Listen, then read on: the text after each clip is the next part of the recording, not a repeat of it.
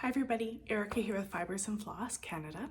I'm here today with a regular Flosstube episode. I have done, the last few ones have definitely not been regular cross-stitchy stuff exclusively. You know, I did a 12 by 12 for New Year's Eve.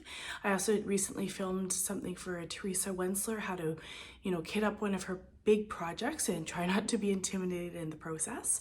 But I thought I'd come to you today and just show you what I've been working on since New Year. So it is January the 11th today. I just got all ready. I ironed everything, set everything up, and the power went out. So I am going to try and still film. I do have a bunch of lights around me, so hopefully, although it's a little blinding, it's okay for you guys and your perspective. When I edit, if I need to, I'll just insert some more photos of things if the color is out, or if you need to see things a bit more clearer, I can do that.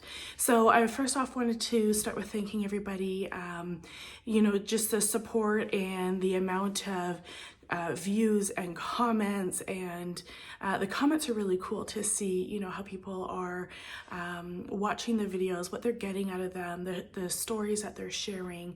I think it contributes a lot to our stitching community, and I think that's really, really neat to see. So I want to thank you guys very much for being involved with that and continuing to offer your support in the stitching community. Thank you. I did want to start off talking about a little bit in terms of crafting and what it means for crafting and what we get out of whether we're stitching or, any active making. About a year ago, I made the resolution to, and I'm not big on New Year's resolutions, but mine was to spend more time making and crafting, whatever that meant for me in the moment. So, whether or not that's more time stitching, which I did a lot of. I also did some pottery work. I did some knitting. I got back into sewing this year.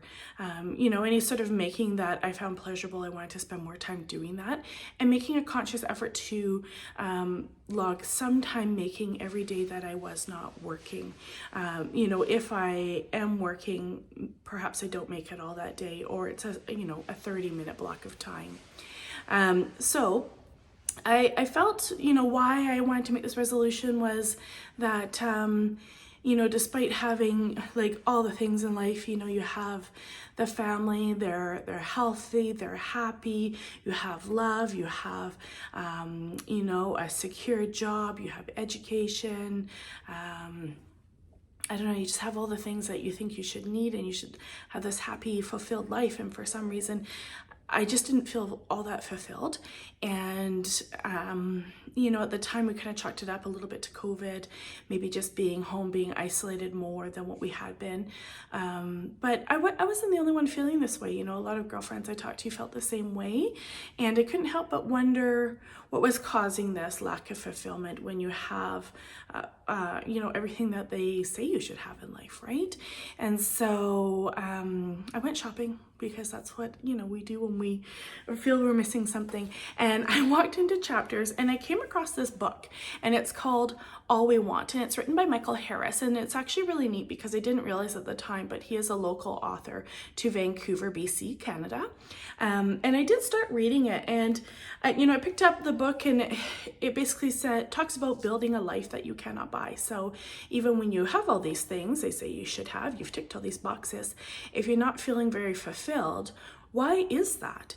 And in this book, he talks about needing only 3 things to have a happy, full life. And those 3 things you can't buy. So I thought I'd share that with you, because his top thing is craft. You need to have craft in your life. The second thing is sublime. And the third thing is care. And so I'm not going to get into sublime and care. That's not the purpose here. But I want to talk to you about crafting, because you guys are all crafters or makers. I assume you are anyways if you're watching Flosstube. And I thought it was really neat to share what I had learned in reading this book. So I have one of my children's still homesick today, and the power's gone out and he's building a fire, which is very kind of him. But I may have some interruptions while he's home, so I'll just pause as I need to. But in terms of craft, so I've made a bunch of notes here in terms of, you know, the history of craft. It's always been around for millennia, really. You know, the purpose of crafting now today is different than it was back then. But I'll just refer to some notes that I've made here for you. So back then, you know, crafting was essentially a way for the people to survive. They were, you know, producing clothing, they were producing food, they were making shelters, they were creating anything that was really had a function in life to sustain life. And, you know, they didn't have the luxury we have where you could just go to the store or order something online and poof, there it is on your doorstep, right? So, you know, if you really look at the history of crafting, you know, it goes right back to hunting and gathering, whether, you know, they go out and they hunt and, you know, they're able to kill a bison. Well, there is crafting and there is making in processing of that animal, right from the meat to, you know, the hide, what you end up doing with that, to gathering and foraging, whether that is supplies for building a structure, or if it's, you know, fungus that you're eating, or, you know, things you may use for weapons or hunting, etc. When we look at traditional roles that women used to fill, they were more things that you would find on their homestead, if you would. So whether that was weaving or, you know, making clothes, with sewing, knitting, no, I don't know how far back crochet goes. I don't know a lot about the history there, but I do know that weaving and knitting goes way, way back to the earliest days. You know, tapestries, making tapestries also backdates quite a long time as well. And although that was more, the purpose of that was joy of making and really being able to look at art and find some enjoyment and fulfillment out of that. But there was also making in the home, in the kitchen, right? So whether or not that was, you know, right from growing a bountiful garden to provide nutrition for your family, for your neighbors, for your community, to baking that bread, to processing that food for storage. You know, we've always been makers. And so, you know, you can go on and on here. I mean, there was woodworkers, you would have a blacksmith. Everybody had, you know, a purpose in making for a community or for their home. And when you have a purpose, you have some meaningfulness, right? So back then the purpose was that they were contributing to something that was essential for life. And then they would have the meaningfulness, which then grants them happiness, right? So we look at that now, and making has become a luxury. It's now a hobby. Do you make, oh, what do you knit? You know, you knit for fun. That's awesome. I buy my scarves. You know, I order that on Amazon. It just comes to my house. I don't need to make it. And so now society has shifted to, you know, us appreciating the art of making and realizing the time, the effort, the energy, the love, the passion that goes into making these projects that are functional at the end. So the making, the crafting has always been there throughout history, but the purpose of it has evolved over years. And because we've lost that essential side to making, we're losing that mindfulness and that purpose, and then we lose that happiness too. So you know, in the book, it goes on, and it actually has a lot of aha moments and revelations. I do recommend it if you're just interested in this, for sure. I think it was quite interesting, and I enjoyed reading it because I could relate. You know, it's an author from my community, and being able to know or see the things he's talking about, I thought was really cool. So the next thing I want to talk about making is the benefits of making. I did make a few notes. So when you work with your hand, it actually alters the chemistry in your brain. You know, it releases serotonin, which is a happy hormone. The more you make, the more you release, the more happy you are. It also reduces stress, it reduces anxiety, and there's different neurochemicals as well, which I'm not going to get into, but other neurochemicals that are released also. So you have all this stuff that's changing in your brain while you're making, never mind the fact that you're developing new synapses and new actions. But in the end, when you make your finished product, you have a reward and something tangible. And so that holds a lot with us, right? Something tangible, hopefully something that is even functional, whether that is a cross stitch you're making and the function is really just getting the joy of looking at that piece of art and, you know, admiring that. Or perhaps you knit and you've made a sweater and the function is warmth. Perhaps you garden and you have a vegetable garden, the function is nutrition, right? So there's a lot of benefits in making, for sure. Of course, it improves your mindfulness, which of course, like I was saying, it reduces stress, anxiety, and then you sleep better, you can concentrate better, and it also, making provides a sense of accomplishment and also grows a strong community as well. So those are some of the benefits to making. And then the last thing I wanted to talk about was kind of today's ailments, you know, what troubles us, how do we get here? How do we go from being these wonderful makers and creators that had so much purpose to our lives and, you know, being an integral part of our community, to being where we are now, you know, where we are in this highly digitalized world and, you know, there's a lot of social isolation, everyone's on the screen, nobody's interacting, you know, in real life anymore. And that sense of community it's quickly disappearing. You know, people don't know their neighbors, never mind, you know, everyone on their street versus people in the community. They don't seek out people in the community for things that they need to purchase or things that they need in life. You know, they just go to the store or order things online. So we're basically, I'm just looking at my notes because I had a whole bunch here I had written out. And our mental health is compromised too today, right? So it's really important that we do, as a parent, even raising children today, we want to focus on mental health and happiness and mindfulness, and how do we do that? You know, we're passing by, you know, sublime things and it's greatly unnoticed. We don't even have that appreciation for nature, for the world, for religion. You know, sublime's completely overlooked, right? So we're going down a road that is not sustainable for many different reasons. And wouldn't you be happy to know that the solution to change the direction that we're heading is crafting? It's making.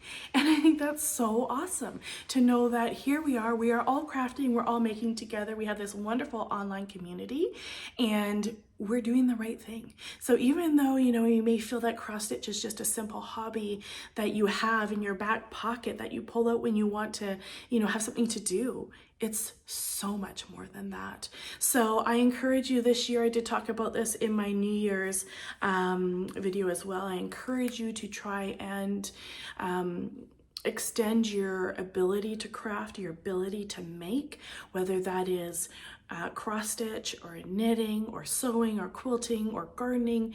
Extend some of that knowledge and that love with somebody else in your life that's not currently doing that. And if you're looking to think, well, who would I share that with? Choose someone who just doesn't maybe seem so happy. That seems like they're lacking a little bit of something in their life. You know, I definitely felt that way when I found the book, and it was a neat book, and I can tell you it pointed me in a direction to making. I've always been a maker, but really to focus on that the last year, and it's done me well, for sure. So I could talk forever on this, but I think that that's enough of that, right? So we'll get back into my regular cross stitch episode. Today I have a few things to share with you. I have 5 cross stitches that I've been working on in the last 10 days. I have one new knit project. I have a new stitch along to an ounce, which is really exciting. And I have a little bit of haul. So I'm hoping to be able to bang this video out within the next 20 minutes. So just sit tight and we'll get going. So the first cross stitch I had to share with you today is one, all my cross stitches were a part of my 12 by 12, but I just want to share the progress. So this is the Royal Games 1 by Mirabilia. Now this is the Queen the queen, they're all queens. Actually, there's two. So there's the hearts, the spades, and then there's the clubs and the diamonds. So I do have both patterns. I've talked about this in other videos, so I won't go on too much, but you are able to stitch them upside down. You are able to do spades on the top and spades on the bottom. There's a lot of really cool options with this pattern. So I'll insert some pictures, actually, a picture of, you know, where I was for my 12 by 12 and a picture of where I am today. And I hope you guys like this. I think it's a neat way to really just see the progress that I've made in a couple days. So now that you've seen that, we can zoom in, and this is the actual stitch so far. So it's coming along really nice. I'm hoping the lighting is okay for this. Maybe I'll angle it towards other lights. So this is Royal Game. She stitched on a 32 count optic white using the called for threads. What I was able to do was stitch kind of the back of her dress. I was gonna look up to see what that was called, you know, the big fan that goes in the back of the dress there, and I did not look at that. So I did finish the one side, I added the heart above, and then I started the fan on the other side. I've also completed her chest, her neck, and part of her face. So all those white spaces there will all be beads and jewels. And then next I'll finish that kind of fan that goes behind her head and do her hair. So I'll be working on that in the next little bit. My next stitch I wanted to share with you was Treasure Island. I'll insert a photo of the pattern because right now I only work on it digitally. I don't have a hard copy. So this is what it looks like here. And then here's a picture of where I was for my 12 by 12 10 days ago, and then where I am now. So there are two different, there are different pages. This is a stitch along by Owl Forest Embroidery. We can zoom out here and we can see with the pattern, oh, it's a big pattern. I am just about done it actually. So I'm working on, I think, the second to last one. So I have one palm tree or two palm trees here, and then there's a couple more down this side, and then that, and I think the sandy beach, and then that one is done, and then the very last release was a treasure chest in the center. So I think by the time you see this next time, it will be a completed project. I do usually put my initials in the bottom here, and I forgot to do that. So I'll figure out how I'm gonna incorporate that in the beach there, but I'll definitely get that in there. And it is stitched on using all the called for hand-dyed floss and fabric. Both were direct from Owl Forest Embroidery. I just ordered the kit. But this has been a really fun stitch. I have to say that in stitching it, you know, I was saying to my girlfriend, oh my gosh, they released another person this week. And next week is another person and another person. And I was getting a little sick of the people, to be honest. But they, you know, every time I'd stitch them, they were fun to stitch, you know, they're quite colorful. They move along quite quickly. And if you've read Treasure Island, you know, they adhere to the characters pretty well. And then they released the island in the middle, and I thought that was a lot of fun and something different, you know, something that wasn't a person. Typically with Owl Forest Embroidery patterns, I do change them a fair bit, but this one I opted not to. I thought I'll keep it exactly the same. There's no different floss or anything like that. The only thing I did change was this black spot here. So it was a little bit lopsided, and I mean, I could see why they did that, you know, a bit more rustic, and it looks a bit more like what you would see with pirates, but I like symmetry. So I changed that one a little bit, but otherwise everything is exactly the same. Sorry, interruption number 2. I guess we're doing pretty good all in all. The next pattern I wanted to share with you is my progress on Mirabilia's Tree of Hope. So if I can, these lights are giving me a run for my money, but there you go. My girlfriend Samantha and I have both, she's completed this stitch and I'm stitching it as well. I find that, you know, growing up it was me and my sister Ricky, and this tree just reminds me so much of us girls, you know, being outside. And then my mom is huge into gardening. She loves trees, she loves hearts and hands, and I see this cross stitch and it definitely makes me think of my mother and my sister for sure. So I'll insert a picture where I was for New Year's Eve and then where I am now. My focus really was to work on the tree here. So I will zoom out to the full piece. So it's a pretty large cross stitch. It is so close to being done. Essentially on this side, we just mirror the girl and a little bit more of the garden. This time what I did focus on was the rest of this flower, the trunk of the tree, a bee, and a flower below. So I'll just zoom in a little bit for you guys there. The bee is super cute, look at that. And it uses some of the variegated floss for his body. This is being, stitched on. I was meant to write that down. I quite often use the called for back in the day. So it is a 32 count natural brown linen by Wilchelt. And then it is called for DMC floss, as well as there's some Karen water lily silks, is that right?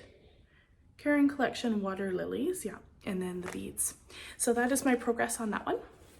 My next one that I have to show you, sorry, some of these large boards here, is a little ornament. So I thought my goals for this year would maybe be to make an ornament every year and knit a pair of socks every month. So every month. This one here, I guess I'll insert a picture of where I was before. And then this is where I am now. So this is Sweet Christmas. It's by Dimensions. I ordered this kit from 123 Cross Stitch. And then this is where I'm at here. So the piece is stitched with the exception of I realized I'm missing a little bit here. So I just need to put in about 6 stitches. And then I just have some back stitching to do. And then I think what I will end up doing is actually try Vonna Pfeiffer's finishing method for these perforated ornaments. So where she uses a couple layers of cardstock and gluing that together. So I'm gonna give that a go. And then I have one more ornament to stitch, which I will work on next month. So this will be my finish for January. And then February, I'll start a new one. And my last cross stitch pattern to share with you today is a new start. So I did start my Peacock Tapestry by Teresa Wensler. So this is the pattern here. This is my New Year's new start. And at Teresa Wensler, to kit that up is a ton of, I guess it doesn't have to be, I guess you could just dive right in, but I did a lot of research on it because you know, so many people don't finish their patterns, they start them and then that's about that. So I wanted to kind of just make sure I knew exactly what I was heading into, and I did a lot of research. I actually made a video as well this week. I'll link it here for you. If you're interested in maybe starting a Wensler, or you have one and you just need some inspiration to pull it back out and get started again, or if you're having difficulties on it, I definitely encourage you to go watch it. It's everything Wensler. So right from talking about, you know, her charts, charting options, the troubles people have with the charts and how to get around those. I talk about the fabric choices. I talk about floss, how to organize floss. You know, when you have, you know, 100 to 200 flosses, how does one go about organizing that, especially when they're all blended flosses, which is a different challenge in itself. So, and then lots of tips and tricks from all my research on, you know, ways to prevent burnout on a Wensler, and, you know, how to start the project, where to start, and yeah, I don't know. So hopefully, you know, if you're into Teresa Wensler, go check it out. Hopefully you'll find it helpful. I did have a chuckle though, because I had a lady who commented and she was like, great video, thank you so much. And I've decided I'm never going to stitch a Wensler, and I'm actually going to give mine away. But I mean, it's really good to know, you know, your boundaries and know what project is going to bring you joy versus which project is not. So if it's not a project that's going to bring you joy and make you happy, don't stitch it, don't start it. Choose something that will make you happy, right? So I'll show you my start here. I bought a really, really big piece of fabric and I haven't cut it down yet. So I've got a really big board. So I did end up purchasing Patterns Online version as well as the hard copy. And I like it because it actually breaks it up into different sections. So this is section 1. It does come down here to about here and then maybe 20 more rows. So there is a little bit of the pear tree. There's just a couple more leaves down here, not many. And then the border here. So and it's turning out really, really beautifully. Whoops, sorry. The board's so big, I'm hitting it all over the place. It's really, really hard to see the detail in this. What I will do is insert some photos while I'm talking here so you can kind of get an idea of some of the details. Almost all the colors are blended, all but I think 9 for this pattern. You know, she does recommend starting and stitching the entire perimeter border to make sure that you're not running out of space and that your fabric is large enough. Now, I didn't do that because my fabric is ridiculously large. I think it is like a whole yard or something silly, I don't even know. So I just started in the corner, and I'm going to do one section at a time. She does recommend leaving the border for when you're feeling a little burnt out because the middle has a lot of confetti stitching. I started the border just enough to landmark to get in to do the confetti, and I did some of those leaves, and I'm still feeling pretty fresh and good, so I think I'm gonna just do that whole first page and then just enough of the border to landmark for the second page, and that second page is pretty much full coverage with the pear tree in the background and then the head of the peacock. So I think that will be quite exhaustive. In terms of the threads, I just wanted to show you guys as well, and I talk about this in more detail in my video, but there is a lot of threads for this project. So here are some of the threads, and I wanted to share that these floss drops here are for blended flosses. So they all have 3 holes. You can fit 2 different flosses, and then there's also a 3rd spot for your working floss as well.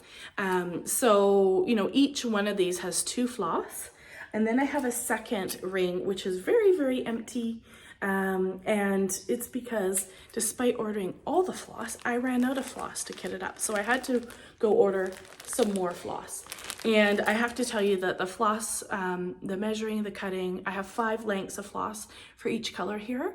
But the measuring, the cutting, putting on, creating the labels, this took me 7 hours to do.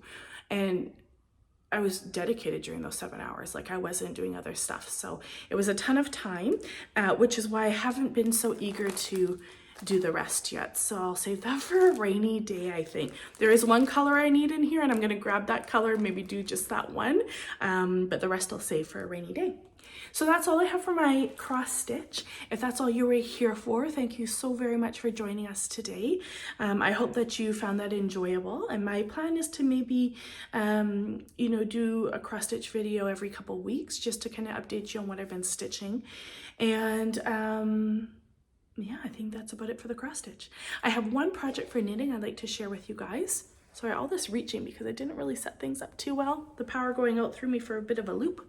I'll insert a photo here. I'm actually knitting a pair of toe-up socks. I like a toe-up. You know, knitting toe-down is, I don't know why, not my favorite. I think maybe it's because when I learned to knit socks, I tried knitting a pair of socks many years ago, and I did start at the top at the cuff and coming down, and I used double pointing needles at the time. Magic loop wasn't a thing, and I was like, this is ridiculous. Casting on with double pointed needles is not fun. I don't think I got much past the cuff, and I thought, forget it. I never knit socks again. So I'm doing the trusty toe up sock, and this is by Tennis Fiber Arts. I really wanted to knit a sock with some self-striping yarns, so I went to my local shop, Valley Yarn, and I bought this. And the colors I thought actually were quite beautiful. This, oh boy, why do I always buy stuff I can't pronounce, you guys? I don't even want to try. Flot sock? Ooh, I don't know. It's a really nice wool. It is a super wash. It's from Germany, so you get that virgin wool, right? It's a little bit scritchier than merino wool. So 75% virgin wool super wash with the 25% polyamide. And so far it's good. So this is the first time I've actually knit up a self-striping sock. It does call for 2 to 3 size for needles, but I am using a 2.25, which I've used for all my socks, which is the US size one. So I thought that for the first time ever, I'm going to try an afterthought heel. Never tried that before, so that's new for me. So essentially you end up knitting a tube. When you knit, you put a line in of extra yarn. And then when the sock is done, you go back and I'll pick up stitches from underneath and stitches from above. And then you drop this extra yarn, you pull it out, and then you're able to knit your heel. So I haven't tried that before. It seems pretty simple though, so I'm gonna go ahead and give it a go. The one thing, you guys might find this humorous, even after all my years of knitting, I started knitting my sock and I was like, oh, there's some white in here. I didn't realize there was really much white, and then when I look at my ball, you know, there's a little bit of white, and so soon into knitting, it became obvious to me that I would assume the white is like a signal of, hi, we are now starting the next, you know, section of this gradient, and perhaps you're not supposed to knit with the white. So I should have cut it out. I didn't know to do that at the time. I don't mind having socks that are, you know, the color shifting a little bit. Like I wouldn't mind if this nice bright red was at the forefoot of the other sock. And I actually don't really like a long sock, so I like ankle socks. And this one is going to be a little bit of a, like almost a medium length because there is a few inches after the ankle. And then I did 25 rows of a twisted 1x1 rib, and then the, is it Jenny's? I get confused with the cast on versus the cast off, but the Jenny's super stretchy, where you basically loop over an extra time every time before each stitch. So the edging is like crazy stretchy, which is nice.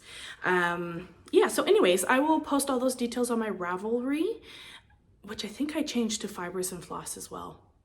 Check the description box, I'll put it in there. I just recently changed that. I'm trying to update that because I didn't update it in about 10 years, and I think I should probably be up to date on that. So that is it for my knitting right now. My plan, like I said earlier, is to knit one pair of socks every month this year. And I've ordered some new yarn as well from Tennis Fiber Arts I shared previously, so I'm just dying for that to arrive. It's very beautiful girly colors, nice light colors. So I'll share that with you on my next video. Okay, so on to haul.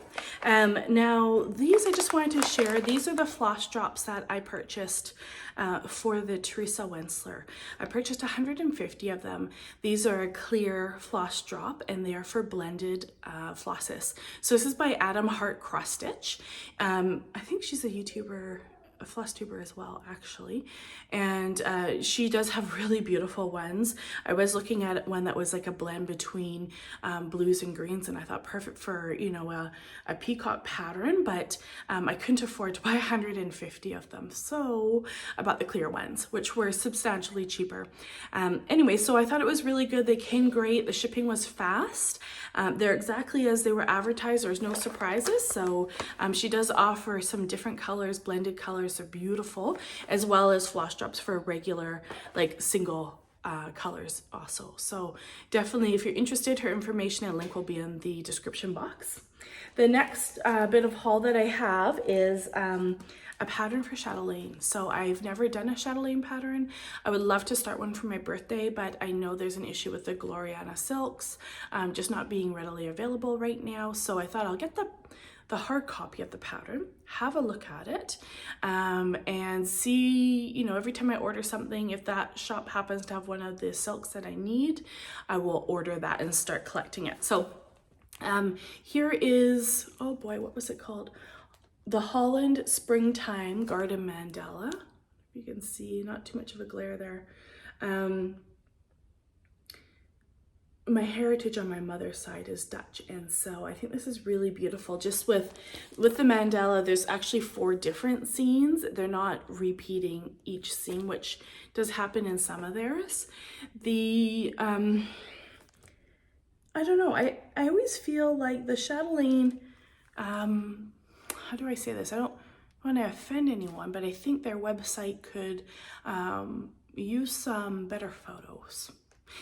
You know, I look at their stuff and I see what people are posting, like chatelaine Wednesdays and stuff like that, and my gosh, they are so beautiful, right? If you get just the right angle with all the jewels, the beads, the silks, it blows you away. And I can tell you that I can go to their website and I can look at all of their patterns and I think, nope, none of these do anything for me. But then I can see the same pattern on Instagram where someone's posting this fabulous picture and I think, oh my gosh, what is that? I love that, you know, and I'll go onto their website and think, oh, they need better pictures on here. So although the picture here doesn't really look like anything crazy, I'll see if I can find some photos to insert here. So I'm actually really excited to start that. And then I've so far just collected 3 different silks that are required for that. So sorry about the lights, you guys, the power is still out. So I'll just kind of keep collecting those as I can. Then the next thing is I had ordered previously and shared previously some Quaint Rose Needleworks patterns. And so I really like this, what is this one called? Inspired by Nature. And it's that pattern there. And I thought it was really neat because she uses 2 different colors of linen that she sews together. And then the butterfly right here and this, it's like an insect of some sort, are actually stitched and then appliqued on top. And so I thought it kind of gives a unique look to cross stitch. You know, I'm always looking to kind of further my ability in stitching, and I thought that would offer it. So I've ordered that, and for Christmas I did get the flosses for that. So I'll just open this up.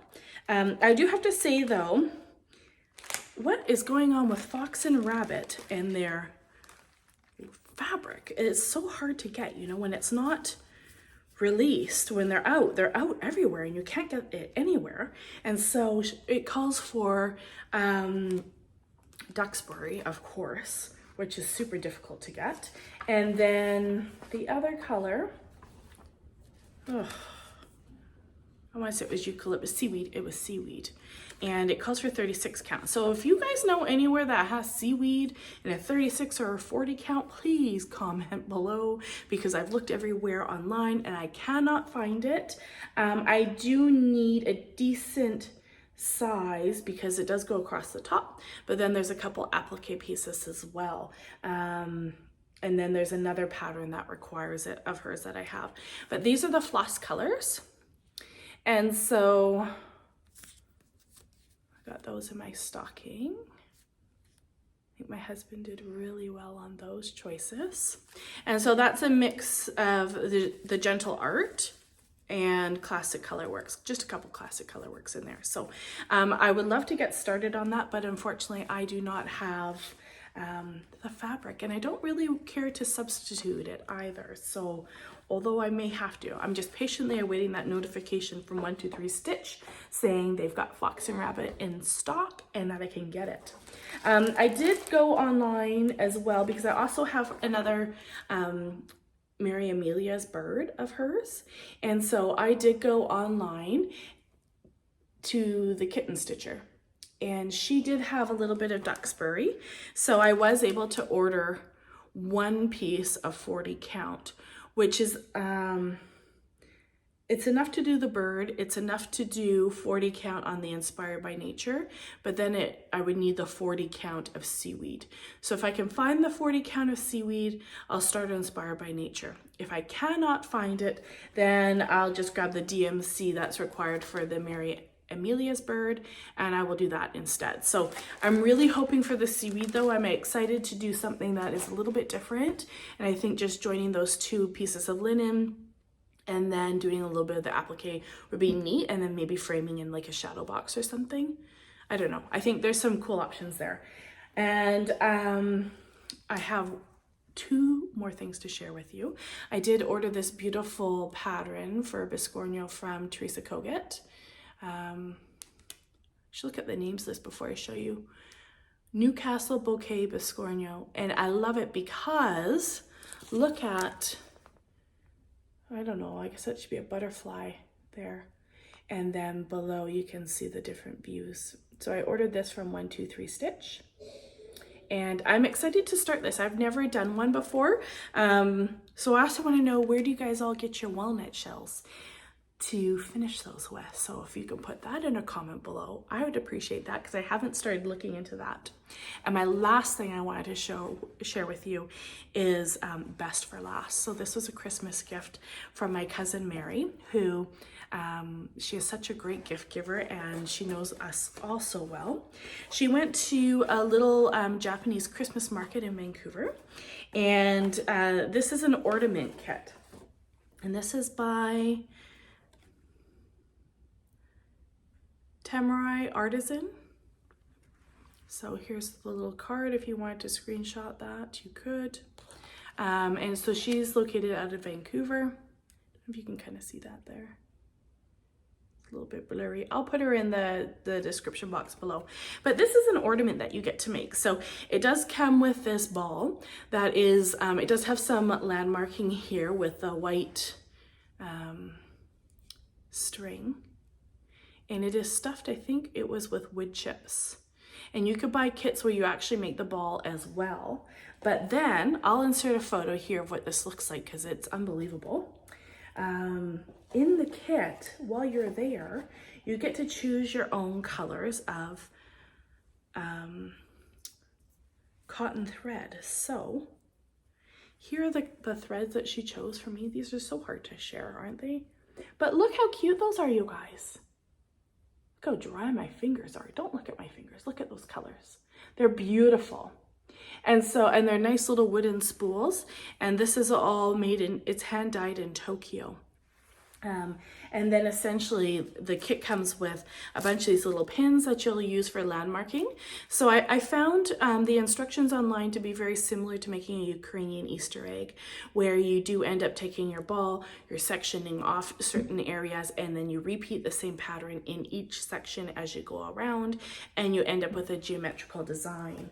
And you use this, comes with a really long needle, and then of course there's some finishing thread as well in there. So I think it'll be really neat. I'm actually meeting up with her next week, as she has one for herself as well. And so while the kids are in school and daycare, we are going to attempt to work on these and see what we can do. So hopefully it all goes really well, and then I'll share it with you guys on my next floss tube. I do think that is all I had for you guys oh no, the most important thing of all, I have a stitch along announcement.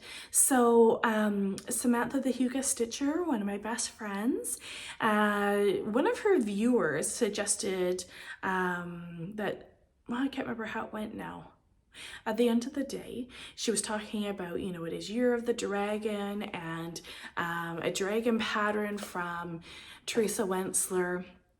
And Samantha's decided to do a stitch along, and we're going to host it together, and it's hashtag Year of the Dragon SAL. And so the idea is this year being Year of the Dragon, that's starting on Chinese New Year's, February the 10th, that we invite everybody to join us in stitching a dragon of some sort. So Teresa, Samantha and I are both stitching a Teresa Wentzler dragon. We've managed to each get the exact same pattern, so you're going to have to hang tight to find out what that is. And we'll be starting that on February the 10th. So if you have a dragon in your stash, if there's some sort of cross stitch with dragons in it that you want to join us in stitching, please get it up, pull it out, get it ready. February 10th, we'll be using hashtag Year of the Dragon SAL. We'll be starting that. So we really hope that you'll be able to join us. It'll be really fun just to see, you know, what everybody pulls out. I know there's a lot of patterns with wizards and dragons out there, so it'd be kind of neat to see that flood the internet and see what options are out there for sure. And I think that's all I have for you today. So if you guys wanted any more information from what I had spoken about, I will link all the shops and the stores and the books and the patterns and everything in my description box. Ways to, you know, stay in contact are there as well. And I just want to really thank you guys so much, you know, for continuing to watch, for coming back. It means a lot. I absolutely love your guys' comments. I did want to ask a question for you guys though, in talking about what crafting is and the purpose and what it gives us. We did speak a little bit previously on why you stitch and your story you know, what's led you to stitching, whether you've come back to that, who taught you to stitch, what you get out of stitching. And today I'd like to know, you know, who can you share your stitching with? Is there someone in your life that you think that you could share stitching with? And what would that look like for you? So are you thinking of maybe hosting a party? It was Kia B. We talked about this, and it was Kia B that did host a get together with her homeschooling mums, where I think there's about 10 of them all came over to her home. She provided 10 little hoops and kits for all the mums to learn how to cross stitch. It was just a basic pattern, but how amazing to share that with 10 women in your community. The feedback on that from her Flosstube sounded like they all absolutely loved it, and I just think it's a really great way to try and build community back up again. You know, we definitely do need that this day and age, more so now than ever. So take care. I hope you guys all have a happy and healthy and handy making new year this year. We'll see you again soon. Thanks.